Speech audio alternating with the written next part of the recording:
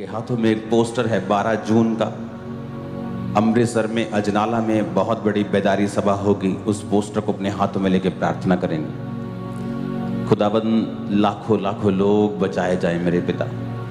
तू हमारे साथ वफादार रहा है खुदाबंद, जिस तरह हम तेरे साथ चले हैं खुदाबंद वफादारी के साथ। उस 12 जून के पोस्टर को अपने हाथों में लेकर प्रार्थना करेंगे पिता। लाखों लाखों दूत तेरे जाएं मेरे सर्वशक्तिमान पिता। लोगों को लेके आए मेरे पिता अपनी हजूरी में। लोग तेरे वचन को सुने और तेरा डर तेरा खौफ उनके अंदर आए। बहुत से रूहें बचाई जाएं जो निराश हैं खुदाबंद, जो नाश हो रही मेरे पिता, जो अंधेरे में, जो नशों में है खुदाबंद, जिनकी आशा नहीं है खुदाबंद, जो अपनी आशा को खो बैठे, जो जीने की आशा को खो बैठे हैं खुदाबंद, जिनकी निगाह में कोई परमेश्वर नहीं है, जिनकी निगाहों में इंसान दुखों के लिए बना है, उन सबके पास तेरा वचन पहुंचे। गॉस्पेल का मतलब ही है गुड न्यूज, कि यीशु हमें गुड न्यूज देने के लिए आए हैं। ये हमें मरने की, डरने की जरूरत नहीं, हम एक अच्छा जीवन धरती पर जी सकते हैं। अपने हाथों को उठा के इस मीटिंग के लिए प्रार्थना करेंगे कि सब कुछ शांति के साथ, सब कुछ संयम के साथ, सब कुछ परमेश्वर के अनुग्रह के साथ हो। जो लाखों लोग वहां पे आ रहे हैं, परमेश्वर उनकी अगुवाई करे।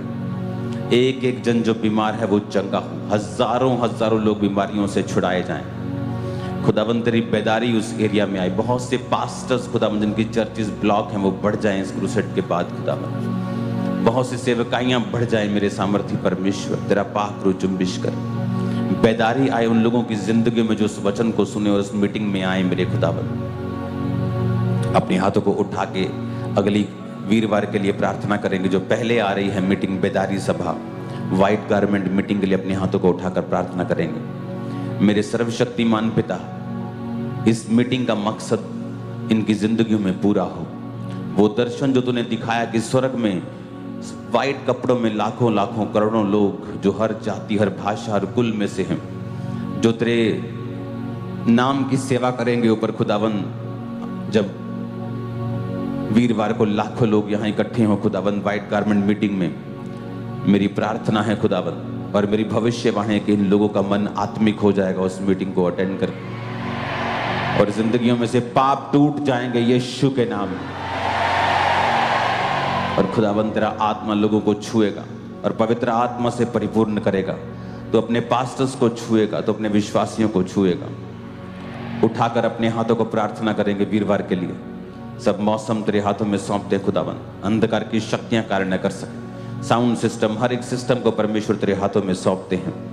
प्रभु यीशु मसीह के पवित्र और सामर्थी नाम में हम मांगते हैं, आमीन। ऊंचा ये आशीष हमारी है चर्च।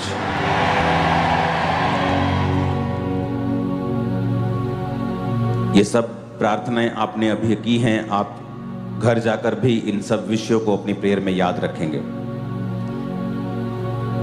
अपने हाथों को उठाओ, हम अपने देश के लिए प्रार्थना करें। स्क्रीन के ऊपर जो झंडा है उसे हम देखेंगे, अपने हाथों को बढ़ाएंगे स्क्रीन की ओर। अपने हाथों को उठाओ अपने देश के लिए प्रार्थना करने के लिए। खुदावंद हमारे देश को तू बरकत दे। जिस देश से आप मुझे देख रहे हैं, अपने देश के झंडे को उठाएं और खुदावंद से मांगे, परमेश्वर मेरे देश को आशीषित कर। अंधकार की शक्तियां कार्य न कर सके। शांति को लेके आ खुदावन। पीस, शांति, इकोनॉमिक ऑपरेशन, डिप्रेशन को दूर करके ब्लेसिंग लेके आ खुदावन। यहाँ के लोगों को तू आशीषित कर।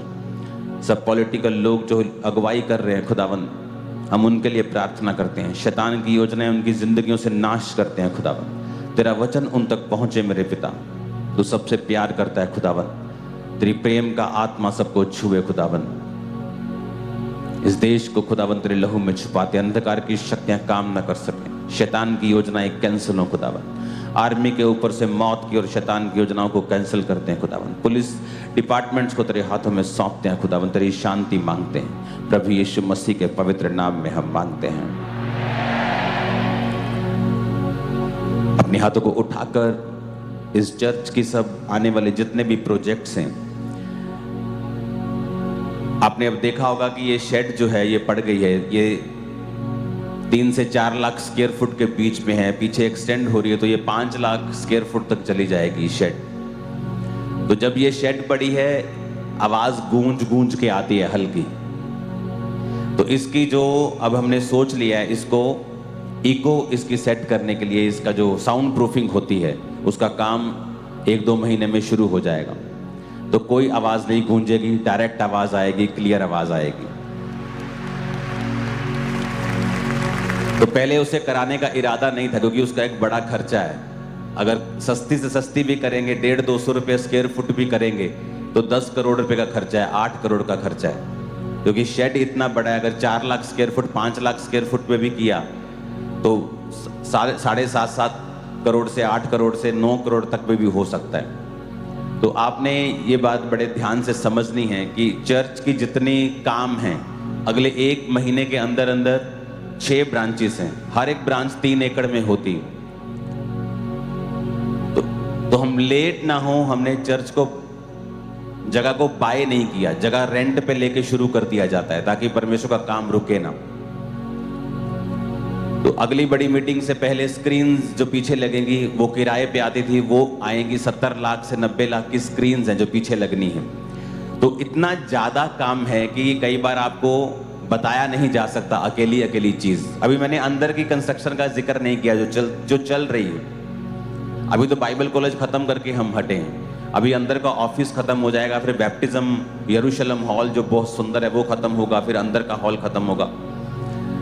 तो आपने हमेशा ये याद रखना है कि अपने बड़े बीजों को हमेशा लाते रहना है ताकि काम स्लो ना हो और वो चलता रहे। तो इस बेदारी मीटिंग में भी आप अपने बीजों के साथ आओगे, और अगली जो भी बड़ी मीटिंग होगी, ये थर्सडे भी और आगे भी जब भी मीटिंग्स होती हैं, आप अपने बड़े बीजों के साथ आओगे ताकि कोई भी काम डिले ना हो। पहले हमने सोचा था कि ये नहीं करेंगे हम, लेकिन अब ये करना जरूरी है, क्योंकि ये मेन हॉल बन चुका है। 5-6 लाख फुट का भी ये अगर हॉल बनता है तो इसमें लाखों लोग आते हैं। तो मैं मेक श्योर करना चाहता हूं कि हर एक को, चाहे वो पीछे बैठा हो, आगे बैठा हो, आप मेरी आवाज आपके कानों में क्लियर आनी चाहिए। तो ऐसा होगा अब, तो इसको करवाया जाएगा। तो इस हफ्ते बहुत सी चीजें हैं जो होने वाली हैं। ब्रांचेस के लिए प्रार्थना करनी है, पहला काम प्रेयर करनी है, सबसे इंपॉर्टेंट प्रार्थना है। उसके बाद दूसरा इंपॉर्टेंट है बोना। सबसे पहले प्रेयर जरूरी होती है। बटाला क्रूसेड के लिए जितनी हाथों में ताकत है, खुदा की तारीफ कर लो।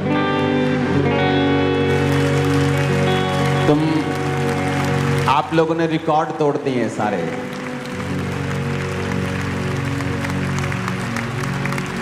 ये ऊपर वाली लाइन अगर हटा सकते हो तो हटाओ, पीछे दिखता नहीं है पूरा, पीछे तक। टेंट वाले के हाथ खड़े करा दिए परमेश्वर ने। उसके पास टेंट नहीं बचा, लाइट वाले के पास लाइट नहीं बची।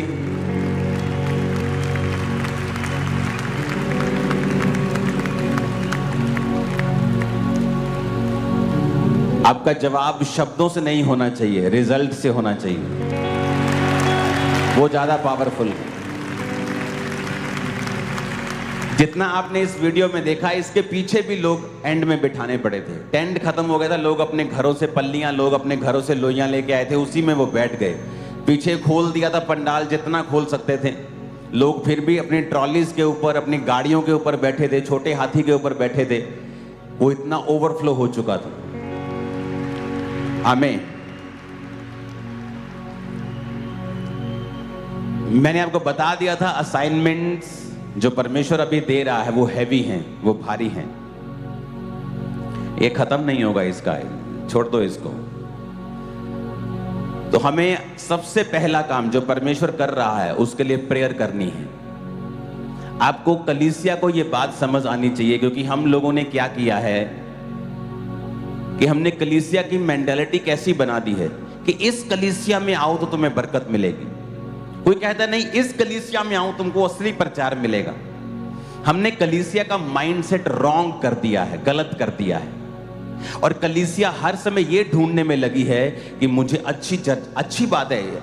मैं आपको बोलता हूं, जीवित चर्च में आप आए हो, दैट्स गुड, लेकिन ये फर्स्ट स्टेप है और लोगों ने अपनी कलीसियाओं को फर्स्ट स्टेप पर ही ब्लॉक कर दिया है। उन्हें लगता है हम आ गए हैं, दैट्स इट।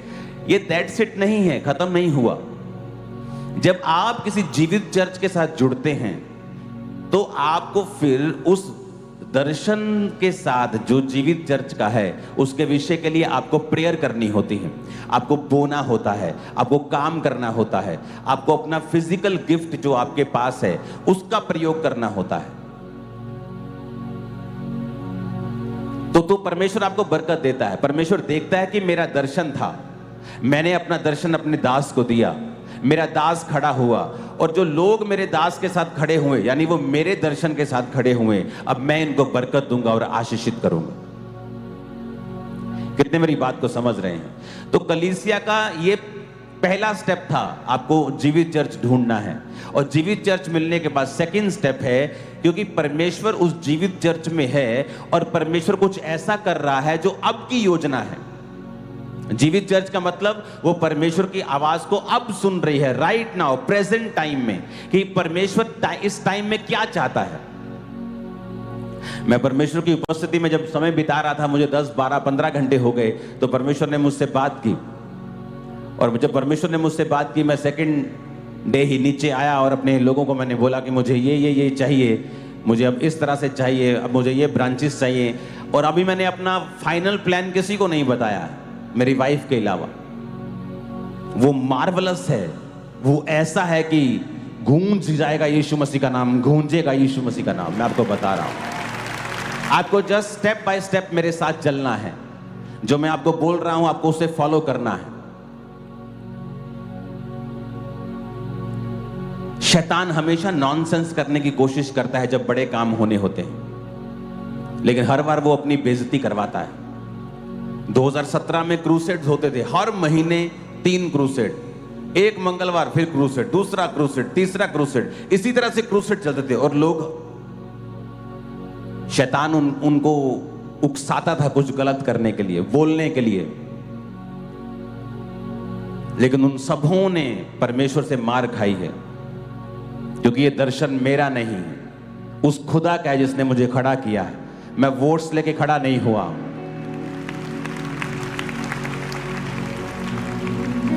इतने क्रूसेड्स होते थे, इतने, और ऐसा नहीं है कि एक क्रूसेड था तो बहुत रश था और दूसरे पे होता नहीं था। लोग हैरान पूछते थे कि एक हफ्ते बाद क्रूसेड है, लेकिन इसका रश उससे भी ज्यादा कैसे हो सकता है? इस एक हफ्ते बाद फिर क्रूसेड है, इसका रश दूसरे तीसरे से भी ज्यादा है, ये कैसे हो सकता है? इतने लोग कैसे आ सकते हैं? एक, चलो मान लो साल में एक मीटिंग हुई, चलो जी सभी कलीसियां इकट्ठी हो गई, बड़ी गिनती हो गई, पर आप हर हफ्ते करते जा रहे हो, संडे करते जा रहे हो, थर्सडे करते जा रहे हो। एक महीने में मैंने 18 बड़ी मीटिंग्स की थी, मुझे याद है, संडे थर्सडे मिला के। तो लोग सोचते हैं ये कैसे हो सकता है, इतनी मीटिंग्स कैसे, इतना बड़ा काम कैसे? और व्यक्ति था एक फॉरेन में, वो गाड़ी, अपनी गाड़ी में, बड़ी सी गाड़ी थी उसके पास, गाड़ी में लाइव होकर मुझे गालियां निकाला करता था, सीधा गालियां। क्रिश्चियन था वो, गाड़ी में बैठकर गालियां निकालता था वो। और प्रभु ने मुझसे कहा था तो जवाब मत देना, मैं जवाब दूंगा। और मैं क्रूसेड पे क्रूसेड, मीटिंग्स पे मीटिंग्स, वो गालियों पे गाली। उसी गाड़ी में उसका एक्सीडेंट हुआ, 9 महीने आईसीयू में रहा, कीड़े पड़ गए बॉडी में और फिर मरा वो। और बड़े कमाल की बात बताऊं, आज तक मैंने उसकी एक भी वीडियो नहीं सुनी वो उसने क्या कहा मुझे। इतना मालूम था गालियां निकालता है, कुछ बुरा बोलता है। इमेजिन करो अगर मैंने उसको देखा होता तो मेरा टाइम वेस्ट होता, क्योंकि मुझे एंड मालूम है इन लोगों का एंड क्या है। सिर्फ शर्मिंदगी के अलावा इनको कुछ नहीं मिलेगा। आपको अपना काम करते रहना है। एक हायर कॉलिंग परमेश्वर ने आपको दी है, एक बड़ी कॉलिंग परमेश्वर ने आपको दी है। हालेलुया। तो हमें यह देखना है कि कलीसिया की मेंटालिटी ऐसी ना हो कि कलीसिया सिर्फ लेने के लिए चर्च में आती रहे, कि हमें अच्छा वचन मिल रहा है, हमें हीलिंग मिल रही है। नो, ये आपका हीलिंग डिलीवरेंस इस चीज के लिए है कि आपका विश्वास परमेश्वर के वचन पे टिक जाए उसके बाद जब आप घरों में जाएं, आप प्रार्थनाएं करें। ये हमारे स्पिरिचुअल अगुवे ने क्या कहा है प्रार्थना करने के लिए? अच्छा, ब्रांचेस, प्रभु जी ब्रांचेस पे तेरी दया हो। विरोध को हम डांटते हैं, शैतान को हम डांटते हैं, सब फाइनेंशियल परमेश्वर इंतजाम करे।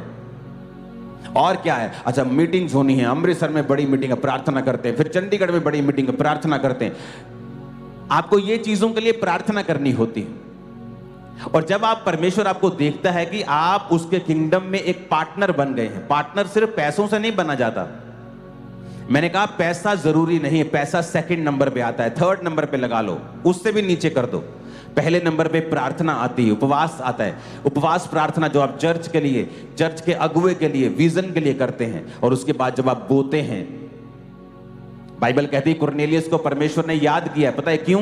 कहता तेरी प्रार्थना और तेरे दान याद किए गए हैं।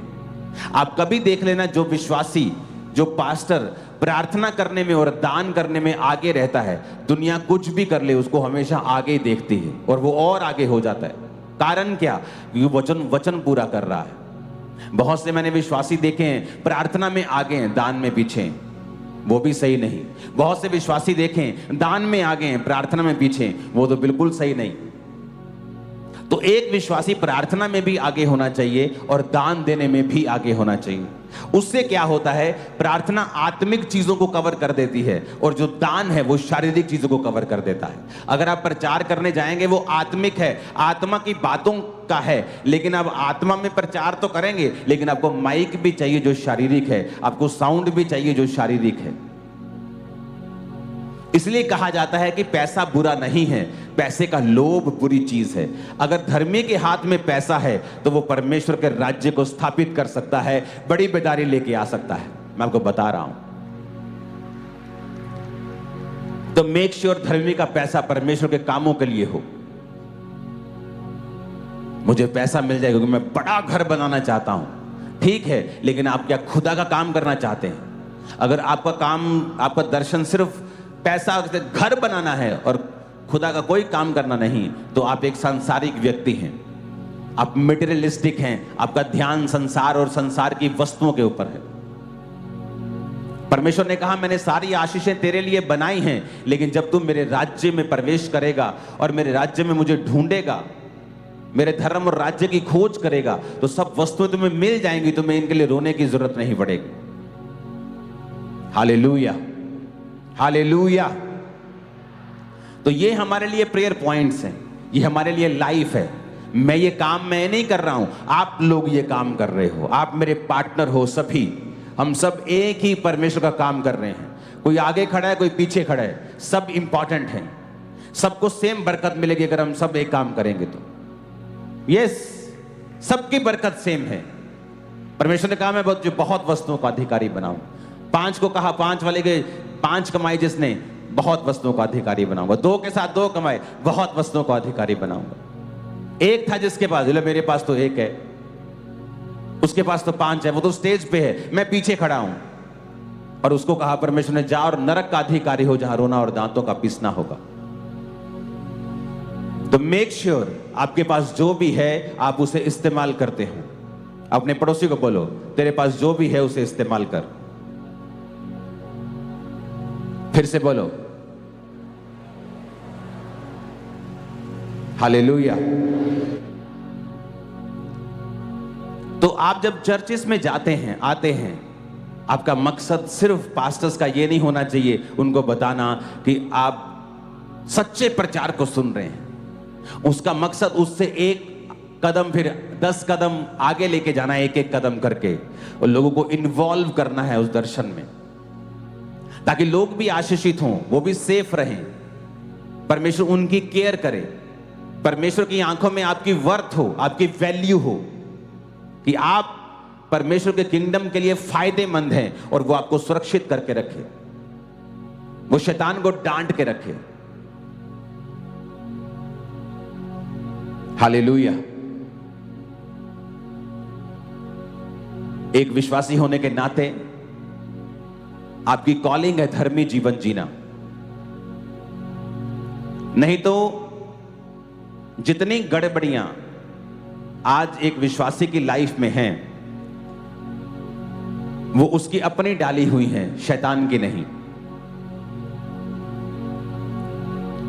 तो वो पिक्चर जो मैंने आपको दिखाई थी, वो जो यहूदिया से जब हम जाते हैं समारिया की तरफ, उसको अपने स्क्रीन के ऊपर देखेंगे।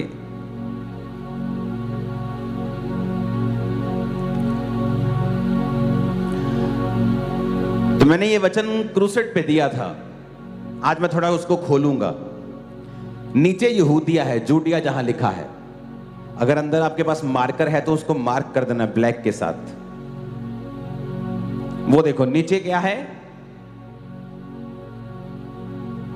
जूडिया, जिसे हम यहूदिया कहते हैं हिंदी में।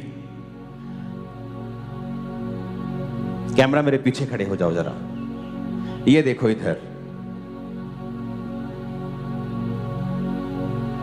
ये है यहूदिया, ये नीचे कौन है यार अंदर, ये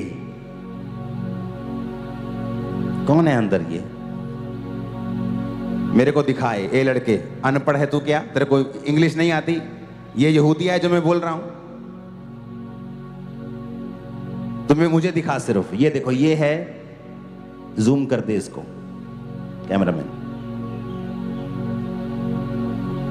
क्या है ये, यहूदिया, और इसके ऊपर है गलील।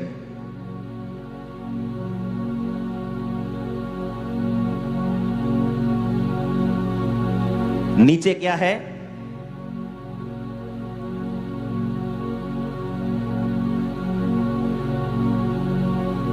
ये है यहूदिया, ये है गलील। और यीशु मसीह को यहां से यहां जाना है तो बीच में आता है समारिया। और आपको मालूम होना चाहिए समारिया में कौन लोग रहते थे जो परमेश्वर के लोगों से नफरत करते थे।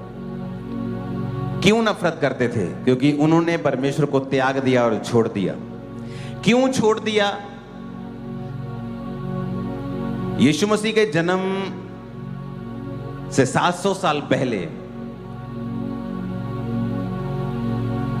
अब मैं आपको बताता हूं कि ऐसा क्यों, इतनी बड़ी गड़बड़ी, आप लगा लो कि नेशनल लेवल की गड़बड़ी कहां से आई।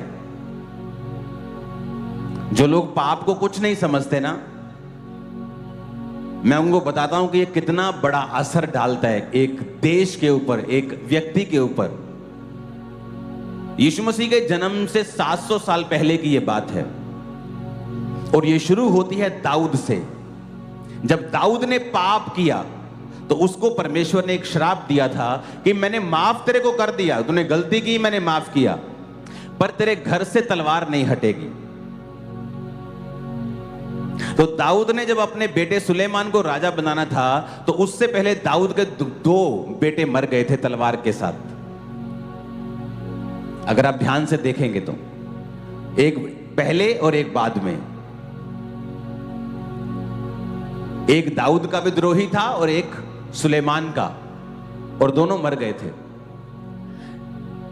अगर आप हिस्ट्री की बुक्स पढ़ेंगे और आप अगर राजा की पुस्तक पढ़ेंगे पुराने नियम में, उसका 17, 18, 19 पढ़ेंगे अगर आप, तो आपको एक थोड़ी सी हिस्ट्री आपको बाइबल में मिलेगी उसकी, और उसको आपको मैच करना पड़ेगा दूसरी बुक्स में जाके कि हुआ क्या था।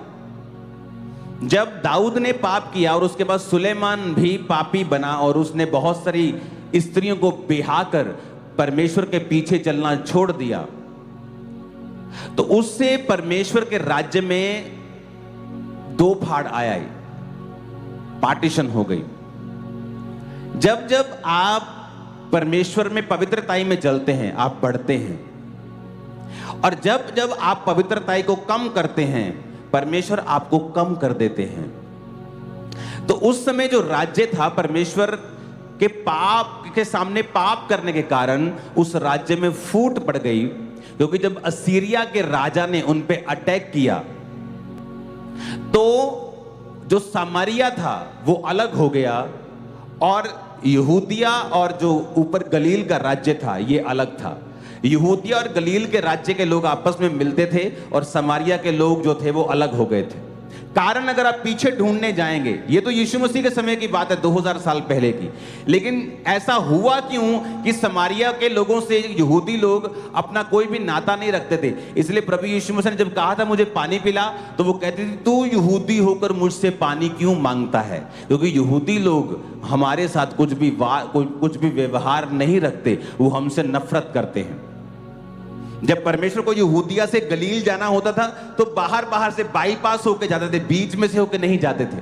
लेकिन यीशु मसीह बीच में होके गए, वो एक अलग बात है। उसने अपनी रेपुटेशन की परवाह नहीं की, लोग क्या कहते हैं परवाह नहीं की, और उस औरत को बचाया और सामरिया को बचाया, वो एक अलग विषय है। लेकिन मैं आपको बता रहा हूं आज कि ऐसा हुआ क्यों। ये शुरू हुआ दाऊद के पाप से, ये शुरू हुआ सुलेमान के पाप से, और पाप के कारण जो दो फाड़ आया, विभाजन आया, टूट आई, उसकी वजह से ऐसा हुआ था। बहुत से विश्वासी हैं, ले हैंड पे ले हैंड बोलेंगे हमारा करो, लेकिन खुद अपनी जिंदगी के पाप कभी खत्म नहीं करेंगे। उनको ये पता ही नहीं है कि जो मैं पाप कर रहा हूं, मैं अपने नौकरी पे जा रहा हूं और मैं चोरी कर रहा हूं, उसको पता ही नहीं है ये पाप है। लेकिन वो जब बीमार होता है, जब गड़बड़ी होती है लाइफ में, जिंदगी में, घर में फूट आती है, बनती नहीं, लड़ाई होते हैं, झगड़े होते हैं, फिर वो खड़ा होता है प्रेयर लाइन में कि हम पर प्रार्थना करो, शैतान हमारे साथ ऐसा कर रहा है। वो शैतान नहीं कर रहा, वो उस पाप का परिणाम है जो आपने अपनी लाइफ में किया है। तो सुलेमान के पाप ने परमेश्वर की ग्रेस को खत्म कर दिया। तो परमेश्वर ने क्या कहा? प्रभु ने कहा मैंने दाऊद को वायदा किया था कि तेरा इतना दिल अच्छा है, चाहे उसने एक गलती की, प्रभु ने माफ किया, उस गलती का असर हुआ, वो बात अलग है, लेकिन प्रभु उसके दिल से प्यार करता था। प्रभु ने कहा था मैं तेरे बाद तेरे ही वंश को गद्दी पे बिठाया करूंगा। तो जब सुलेमान ने पाप किया तो प्रभु ने कहा अब तू जो अपने पिता दाऊद की तरह मेरे साथ नहीं चला, पर मैं जो अपने दास दाऊद से प्यार करता हूं, इसलिए मैं सारा कुछ तो तुझसे नहीं लूंगा, लेकिन बहुत सारे गोत्रों को तुझसे लेकर तुझे सिर्फ एक गोत्र का राजा रहने दूंगा, उसके वंश को। तो परमेश्वर ने उसको कम किया, और उसके बाद भी ऐसी घटनाएं हुई कि परमेश्वर इन राज्यों के बीच में फूट डलती गई, और यहूदी भी कई लोग परमेश्वर से फिर गए, और सामारिया वही हिस्सा था, ये वही यहूदी लोग थे जो परमेश्वर से फिरकर अलग हो गए थे। आप देखो कितनी बड़ी सामाजिक प्रॉब्लम है ये, कि आपको जलंधर से लुधियाना जाना है और फगवाड़ा के बीच में वो लोग रहते हैं कि जो आप जिसे पसंद नहीं करते। फगवाड़ा के लोग आपको पसंद नहीं, लेकिन आपको बीच में से होके जाना है। उधर भी आपके लोग हैं, जलंधर भी आपके लोग हैं। कितनी बड़ी एक सामाजिक प्रॉब्लम है। और कारण क्या था? वो पाप जो सुलेमान ने और दाऊद ने किया, वहां से इसकी शुरुआत हुई, और वो आगे बढ़ता बढ़ता एक छोटा सा सांप एक बड़े अजगर के रूप में बदल गया। और विश्वासी को क्या लगता है कि एक छोटा सा पाप है, हमें इसका क्या? मैं चुगली करता हूं, हमें इसका क्या? पास्टर की खिलाफत की, हमें इसका क्या? अपने पापों से मन फिराएं, नहीं तो वो छोटा सा सांप बड़े अजगर के रूप में बदल जाएगा। एक विश्वासी को यह समझना पड़ेगा कि पाप का एक गहरा असर है और जो लंबा चलता है। जब तक आप इसकी माफी नहीं मांगते, प्रभु से मेल मिलाप नहीं करते, हमें लगता है हमें क्या फर्क पड़ रहा है? नहीं, फर्क पड़ रहा है। वो इनडायरेक्टली आपके परिवार पर फर्क डाल रहा है, आपकी सेहत पर फर्क डाल रहा है, आपके बिजनेस पे फर्क डाल रहा है, आपके बच्चों के ऊपर फर्क डाल रहा है। आपको अभी नहीं मालूम होगा, लेकिन उसका फर्क नजर आएगा आपको, क्योंकि पाप की मजदूरी बाइबल कहती है मौत है। वो मौत फाइनेंस में हो, सेवकाई में हो, लाइफ में हो, मैरिज में हो, सेहत में हो, कहीं भी हो, लेकिन वो आएगी। जरूरी नहीं आप शारीरिक रूप से मर जाएंगे। कई मौतें ऐसी हैं जो शारीरिक रूप से मरने से भी बदतर हैं। तो एक विश्वासी को यह समझना चाहिए, क्योंकि जब आप वचन पढ़ते हैं यूहन्ना 4 उसकी 3, तब वह यहूदिया को छोड़कर गलील को चला, और उसको सामरिया में से होकर जाना अवश्य था। कि उस यहूदिया से वो गलील को चला। जाना है यहूदिया में, गलील को जाना है और सामरिया के बीच से होकर जाना है, क्योंकि यीशु मसीह चाहते थे, लेकिन यहूदी नहीं चाहते थे। यहूदी अवॉइड करते थे सामरिया को, बाईपास होकर निकलते थे। रीजन एक पाप। धरती पर बीमारियों का रीजन आदम और हवा का पाप। एक छोटे से पाप ने कितना ही बड़ी गड़बड़ कर दी। तो एक विश्वासी, इसलिए कहा जाता है जीवित चर्च का हिस्सा बनो। क्यों? क्योंकि वो आपको हमेशा जागरूक करती रहेगी। अब अपने बिजनेस में हो, पाप मत करो। अपने काम में हो, पाप मत करो। अब अपने कॉलेज में हो, पाप मत करो, क्योंकि अभी शायद उसका असर आपको फील ना हो, क्योंकि आपने एक ऐसा बूटा, एक ऐसा पौधा आपने लगा दिया है जो आपको ऊंट कटारे, आपको वो कांटे देगा और वो आपको काटने पड़ेंगे, क्योंकि जो फल आपने लेना है उसके बीज आपने बो दिए हैं। और जब एक विश्वासी पवित्रताई में चलता है तो उसे परवाह नहीं करनी चाहिए कि अब उसकी जिंदगी में क्या हो रहा है, क्योंकि फ्यूचर आपका होगा और इतना बड़ा ब्लेस्ड होगा आप सोच भी नहीं पाएंगे। अगर पाप का असर बड़ा है तो पवित्रताई का असर उससे भी बड़ा है। आप चलते जाएं, रुके नहीं, थके नहीं, गिव अप ना करें, क्योंकि जो पौधा आपने लगाया है वो बड़ा होगा और फल लाएगा। तो मेक श्योर करें आप एक ऐसे विश्वासी हो जो झूठ ना बोलता हो। शायद इसलिए परमेश्वर ने मुझे बिजनेस बैकग्राउंड से लिया। जब मैं बिजनेस करता था मसीह में आने के बाद, तो जब लोग मुझसे आकर मेरी टाइल्स का, चीजों का रेट पूछते थे, तो मैं उनको रेट बोलता था और वो बोलते थे नहीं जी ये महंगी है। मैंने कभी नहीं कहा झूठ बोला। लोग झूठ, नहीं जी सानू तो इन्ने दी आई है जी, नहीं बहन जी मैं तो 50 रुपए डब्बा ही कमा रहा, मैं तो 20 रुपए डब्बा ही कमा रहा। मैंने कभी झूठ नहीं बोला। मैंने कहा मेरा यही रेट है जी और ये रेट बड़ा अच्छा है। मैंने कभी झूठ नहीं बोला अपने बिजनेस में भी, क्योंकि आप जो कुछ भी करते हैं प्रभु ने आपको ग्रेस दी है। चाहे वो बिजनेस हो, जॉब हो, पॉलिटिक्स हो, आप सही तरह से कर सकते हैं। खुदा ने आपको ग्रेस दी है, आपके ऑलरेडी आपके पास अनुग्रह है। अब किसी के पास कोई बहाना नहीं, मैं ये काम करता हूं तो मुझसे ये नहीं होता, मैं ये काम करता हूं तो मुझसे ये नहीं होता। आप किसी भी फील्ड में हो सकते हैं, आप किसी भी सरकारी फील्ड में हो सकते हैं, और प्रभु आपको अनुग्रह दे चुका है कि आप उसके रास्तों पे चलते रहें। हाँ, डिस्कंफर्ट हो सकता है, थोड़ी सी डिस्कंफर्ट मिल सकता है, थोड़ी सी प्रॉब्लम हो सकती है, क्योंकि सच बोलने में थोड़ी सी प्रॉब्लम हो सकती है, ईमानदारी में चलने से थोड़ी सी प्रॉब्लम हो सकती है, लेकिन उसका फल जो बाद में आने वाला है वह बहुत बड़ा है। आमीन। तो हमें यह ध्यान रखना है कि ये सामरिया, यहूदिया, ये गलील, ये क्यों आई प्रॉब्लम। कभी आपने सोचा, आपने नया नियम पढ़ा तो उसमें जब आप ये लाइन पढ़ते हैं 9 आयत को, सामरी औरत ने उससे कहा तू यहूदी होकर मुझ सामरी स्त्री से पानी क्यों मांगता है, क्योंकि यहूदी सामरियों के साथ किसी प्रकार का व्यवहार नहीं रखते। The Jew have no dealings, nothing, no dealings, कोई डील नहीं होगी, टोटल नफरत। तुमने परमेश्वर को त्याग दिया, तुम लोग परमेश्वर से विमुख हो गए, कोई डील। लेकिन हुआ क्यों?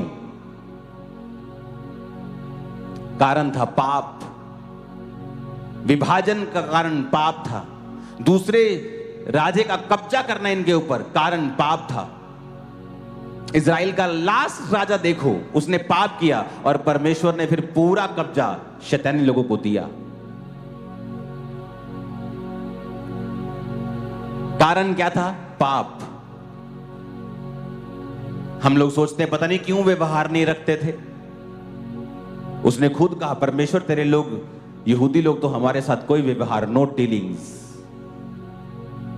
लेकिन तू मुझे पानी पिलाने को बोल रहा है। तो वो तो एक स्पिरिचुअल बात थी कि परमेश्वर पापियों के लिए आया, उसने लो से लो लोगों को बचाया। वो औरत दोपहर के 12 बजे पानी भरने के लिए गई, दोपहर को, बिल्कुल धूप। उस इलाके में अगर आप चले जाएंगे जहां की ये बात हो रही है, वहां की दोपहर टोटल अनबेरेबल धूप होती है। लेकिन वो दोपहर को क्यों जाती थी? क्योंकि वो कैरेक्टरलेस औरत थी, समाज में उसका बहिष्कार था, कितने पति कर चुकी थी, समाज वाले दूसरी लड़कियां, दूसरी बहनें उसको अच्छा नहीं समझती, तो वो झुंड में जो सुबह पानी लेने जाती थी बहनें, वो उनके साथ भी नहीं जा पाती थी। वो तो एक स्पिरिचुअल मैसेज प्रभु ने दिया कि मैं पापियों को बचाने के लिए आया हूं। तुम जितने मर्जी बड़े पापी हो, मैं तुम्हें बचाने के लिए आया हूं। तुम जितने मर्जी गुनाहगार हो, मैं तुम्हें बचाने के लिए आया हूं। तुम्हें लोग प्यार नहीं करते, मैं तुम्हें बचाने के लिए आया हूं। लोग तुमसे नफरत करते, मैं तब भी तुम्हें बचाने के लिए आया हूं। वो एक स्पिरिचुअल मैसेज था। लेकिन ऐसा हुआ क्यों? वो पाप की वजह से था। पाप की वजह से विभाजन हुए। जब इजरायली परमेश्वर के साथ चलते थे तो प्रभु कहता था वो सामने के देश तुम्हें दे दूंगा। इजराइलियों में कुछ विश्वास के कमजोर थे, वो कहते थे ऐसा कैसे हो सकता है? अरे उस देश के लोगों को देखो, 7-7 फुट लंबे लोग हैं, कच्चा खा जाएंगे हमको। और जो यहां के लोग थे इजरायली, जो उनमें विश्वासी थे, कहते थे यहोवा परमेश्वर उनको हमारे हाथ में कर देगा। और बाइबल कहती है बड़े बड़े राजाओं को मार दिया। और जब यही इजरायली प्रभु से मुकर जाते थे तो छोटे छोटे राजा इनको हराते थे। कारण पाप। आपका पास्टर सुखी हो जाता है जिस दिन आप पाप करना छोड़ देते। क्यों? क्योंकि आपकी बहुत सी प्रेयर रिक्वेस्ट आपकी गलतियों की वजह से आपकी लाइफ में आती है। और इसीलिए एक पास्टर को जरूरी है कि वो कलीसिया को समझाए कि बहुत सी बीमारियां और बहुत सी मुश्किलें पाप की वजह, सभी नहीं, बहुत सी, कुछ प्रभु में बढ़ने के लिए भी हो सकती हैं, कुछ परीक्षाएं भी हो सकती हैं, प्रभु आपको चेक करना चाहता है, कुछ ऐसी भी हो सकती हैं। लेकिन अगर आप पाप से बचे रहेंगे, आप बहुत सी बीमारियों से बचे रहेंगे, बहुत से ट्रबल से बचे रहेंगे, बहुत सी पार्टीशन से बचे रहेंगे, विभाजन से बचे रहेंगे, बहुत से अटैक से आप बचे रहेंगे। हालेलुया। पाप से कैसे बचना है? वचन पढ़ के, जीवित चर्च को अटेंड करके, रोजे रख के आप पाप की आत्मा को खत्म करते हो। आप रोजे रखते हो, आपके शरीर की अभिलाषाएं खत्म होने लगती हैं। ऐसे लोगों को अपना आदर्श बनाओ जो परमेश्वर में सही तरह से चले हैं, रिजल्ट पाया है। अगर आप ऐसा नहीं करते तो आप दाऊद की उसी दूसरी संतानों की तरह हैं जो नष्ट हो गई। और सुलेमान था जिसने दाऊद की लाइफ को देखा और वही वैसे ही फॉलो किया। लास्ट में जब बूढ़ा हो गया तो उसने मिस्टेक की, फुलिश मिस्टेक्स की, और उसका असर उसे हुआ, जनरेशंस को हुआ। आप आज सबसे डीप पिट में, गड्ढे में हो सकते हैं। अगर आप फैसला कर लेंगे आज से कि मैं प्रभु में और उसकी पवित्रता में चलूंगा, उसी एरिया की सबसे ऊंची पहाड़ी की चोटी के ऊपर आप होंगे। अगर आप फैसला कर लेंगे तो कोई आपको डाउन नहीं कर सकता। लोग सोचते हैं हम कुछ कहेंगे तो ऐसा कुछ नहीं होगा, मच्छर भी हिलेगा नहीं, क्योंकि आपकी बरकत यहोवा से आई है, आपकी इज्जत यहोवा से है, आपकी इज्जत प्रभु पे चलने से आई है।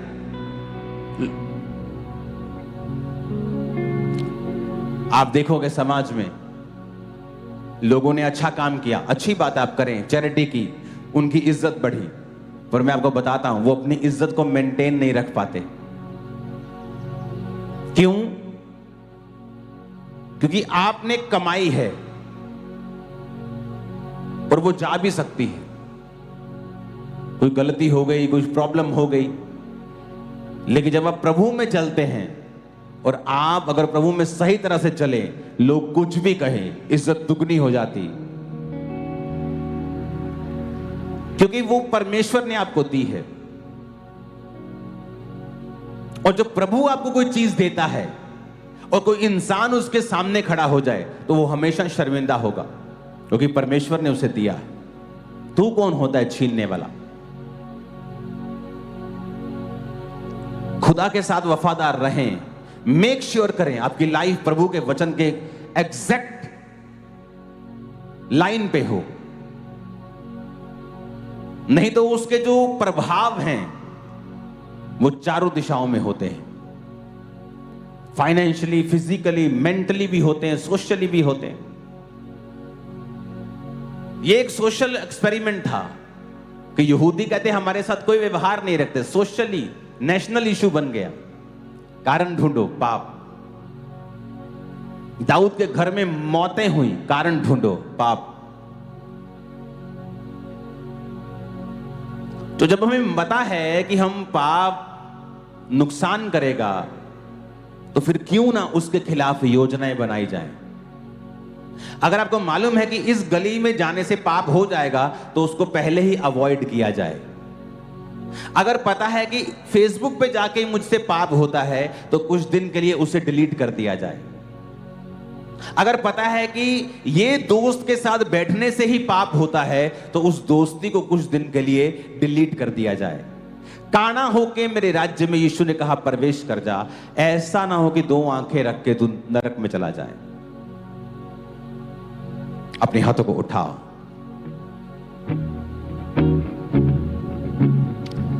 अपने घुटनों पे आओ, यीशु के लहू को मांगो कि प्रभु आज से मेरे जाने अनजाने में किए सारे गुनाहों को माफ कर। सब लोग घुटनों पे आ जाओ, कहो आज से मैं कोई पाप ना करके तेरे राज्य में चलूंगा। ऊंची आवाज में